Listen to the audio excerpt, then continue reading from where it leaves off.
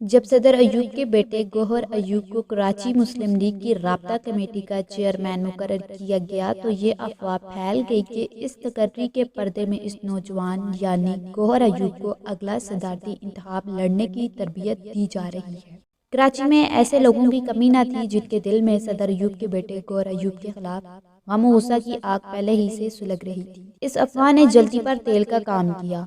اس صورتحال کا علم نہ صدر ایوب خان کو تھا نہ گوہر ایوب کو، کیونکہ بیشتر سرکاری اور سیاسی ادارے ان دونوں کی خوشامد و چاپلوسی میں لگے ہوئے تھے۔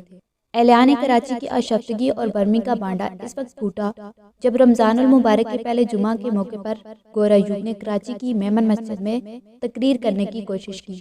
اس پر مسجد میں زبردست ہنگامہ برپا ہو گیا۔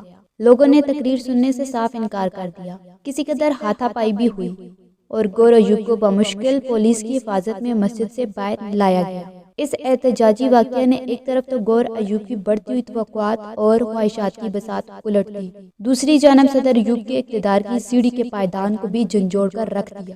یوں بھی اقتدار کی سیڑھی کے اس پائیدان میں پہلے ہی سے بہت سی دراڑیں پڑ چکی تھیں۔ میمن مسجد والے حادثے سے تقریباً 4 ماہ قبل کراچی میں ایک اور واقعہ بھی رونما ہو چکا تھا۔ جولائی 1968 میں مادر ملت مس فاطمہ جناح کی وفات پر کراچی میں لاکھوں شہری ان کے جنازے میں شامل ہوئے۔ جلوس کے ایک حصے نے سیاسی رنگ اختیار کر لیا۔